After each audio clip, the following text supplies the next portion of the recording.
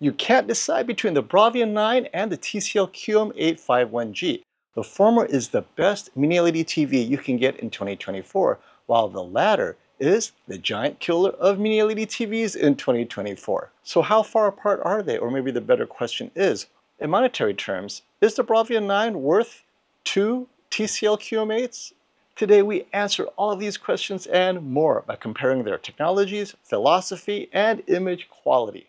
Let's hit it. Today's video is brought to you by WhoKeys. Trying to build a PC on a budget but don't know where to buy your Windows software cheaply? WhoKeys to the rescue. Use my coupon code SF20 and immediate discount with a free upgrade to Windows 11. At the bottom of this order where it says code CARD, to the right is the product key you need to activate Windows. So copy this long number, then go to the Windows menu and click on Settings. In the Settings menu at the bottom, select Update and Security. Select Activation, then select Change Product Key, paste what you copied from WhoKeys, click Next, click Activate, and you're done. You can buy Windows 11 Pro or Office 2019 Pro with my discount code SF20. Yes, I've been using WhoKeys for the last several years on my own PC builds and it just works. When I first reviewed the 2024 TCL QM8, otherwise known as the QM851G, a few months ago, I was so impressed, especially when it handily beat the Hisense U8N, and it definitely was an improvement over last year's excellent 2023 QM8. That TV had strengths, but its biggest weakness was some of that black crushing. The QM851G appeared to have addressed it this year, and I immediately thought, this is a giant killer, right? Taking last year's TV and making it even better, slightly better blooming control with shadow detail. I knew that the Sony Bravia 9 is going to have a challenger. And then I saw the Bravia 9, also so impressive, but I was thinking, but they're not side by side, right? Each one impressed me separately. Now they are side by side and we're ready to answer the question, how much better is the Bravia 9 for $1,500 more? To answer that question, we compare their respective technology, image quality, and their strategic philosophy to beat OLED TVs, each of them taking very different approaches, appealing to different types of consumers. Beginning with the panel technologies for each TV. They appear similar at first, right? They're both LCD TVs with mini LED backlighting, but the Bravia 9 is a combination of full array local dimming zone and a sophisticated, highly controlled mini LED backlighting system. They actually have less dimming zones, but more control over individual mini LEDs. On the other hand, the TCL has more dimming zones, but the mini LED backlighting has less control of that lighting. Where the Bravia 9 has 22-bit control, the mini LED on the TCL is a bit rougher, but then they make up the difference with a lot more dimming zones. The question is, which approach is what, and what does each do?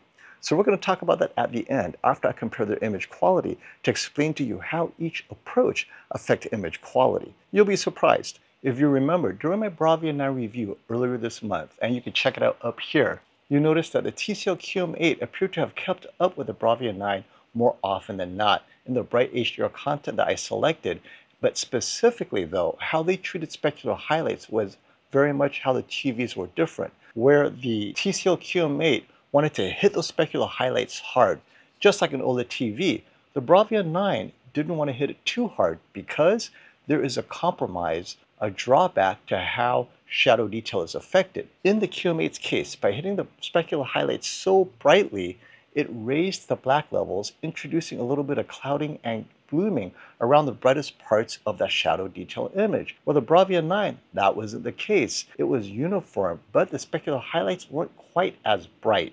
And so those were the major differences in that review. But that was with bright HDR content. What about less bright content? Off-angle viewing. This is where the TVs really separate themselves. They may be in HDR, but they're not as bright as truly bright HDR movies. We're going to look at skin tones in lower luminous movies like Amsterdam or Wonder Woman. And watching them off-angle between 30 and 25 degrees, these lower brightness scenes, you notice a lot of red desaturation on the TCL.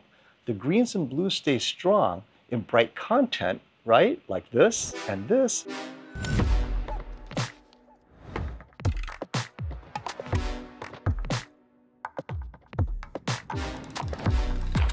Or sports in vivid still looks great even off angle, But you get to skin tones and everything falls apart. Whereas on the Bravia 9, up to 30 degrees, 25 degrees, it still looks pretty good. And out of the box color accuracy on the Bravia 9 is excellent, staying natural. Whereas there is a slight bit of that magenta tint on the QM8. And off angle, that's slightly worse.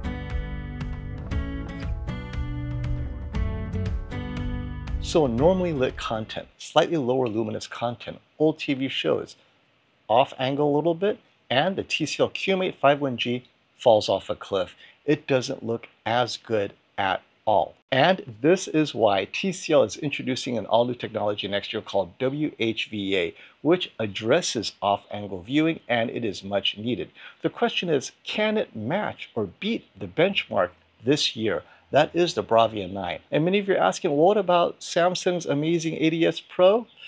Not available this year. They're in a dispute with BOE. There is no ADS Pro. I would love to see ADS Pro on a flagship TV compared against the Bravia 9, but this year, not happening until we hear otherwise. Maybe Hisense will introduce an ADS Pro TV at the 65-inch size, but until I hear about it, we won't know. So this year, the Bravia 9 is best in class for off-angle viewing among all LCD Mini LED TVs, in my opinion.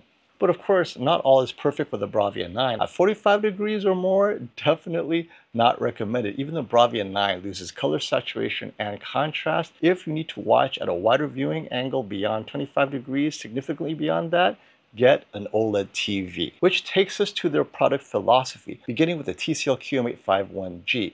It has to decide, with its limited budget, what can it do really well and get the most bang for the buck in terms of impact for the consumer. In this case, TCL is using the brute force approach, increasing the dimming zones, hitting that HDR impact. Spectacular highlights are wow, impressing reviewers like me who love to use bright HDR content, bright sports, and it looks good. Even slightly off angle, it's like, wow, this is an impressive looking TV. And TCL is very smart taking this approach because it assumes that on display at a Costco or a Best Buy, guess what? It does look good and looks way better than it should, right? Because the off angle issues are mostly concealed with such bright content, especially if it's in vivid mode.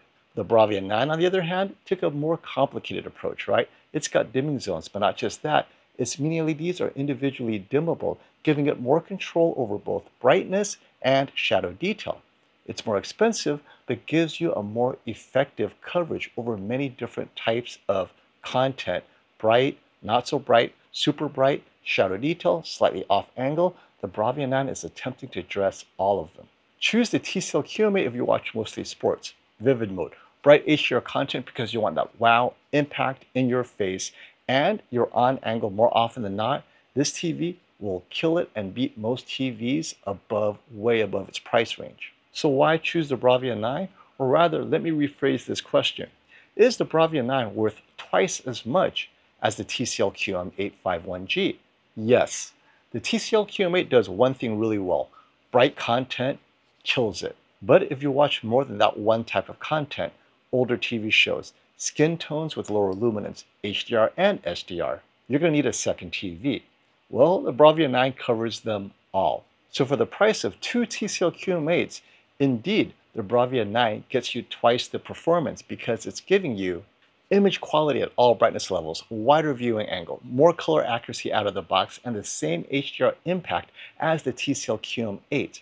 And best-in-class audio, easily the best I've heard from any 65-inch TV to date. Now, what about the best prices for the TCL QM8 and Bravia 9?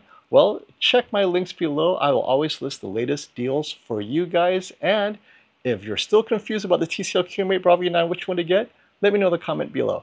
Until next time, stop the FOMO. That's what I'm talking about. Wait! Okay, now, from the beginning. Hit it, boys.